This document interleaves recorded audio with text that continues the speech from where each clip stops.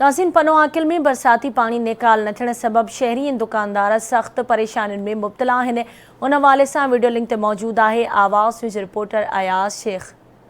पूरी सिंध जी पनोआकिल में भी बरसातुनि जो सिलसिलो जारी है। गुज़िरियल ॾींहुं पनोआकिल में 2 कलाकनि जी पयल बरसात हितां जी इंतज़ामिया जी पत वाखी करे छॾी आहे।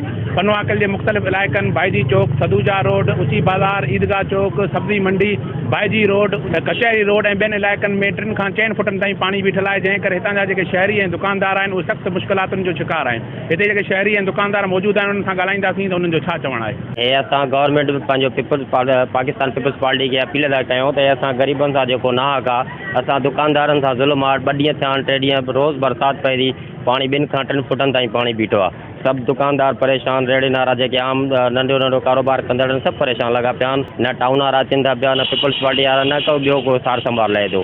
अचे थो न छा हेॾी महांगाई दौर थी वियो आहे। हिते मोको लॻो पियो आहे, न ग्राहकियूं न छा न रुली ऐं असां हिते सफ़ा केरु त घणे केरु थो करे। हिते त 3-4 ॾींहं पाणी जॾहिं बरसाति हले थी 4 ॾींहं पाणी केरु कढणु नथो अचे।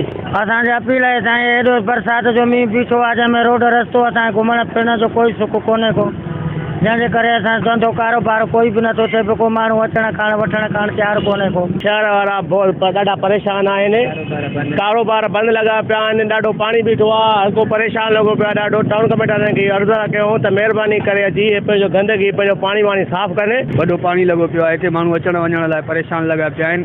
अञा ताईं को टाउन कमेटी जेको आहे इंतिज़ामिया माण्हू न मोकिलिया आहिनि। ठीक है, माण्हू तमाम परेशान लगा पिया आहिनि, कारोबार बंद लगा पिया आहिनि, तमाम बुरी हालत आहे पनोआकिल जी। पानी बीठो आहे, सफ़ा ॾिसो था पाण हालत शहर जी।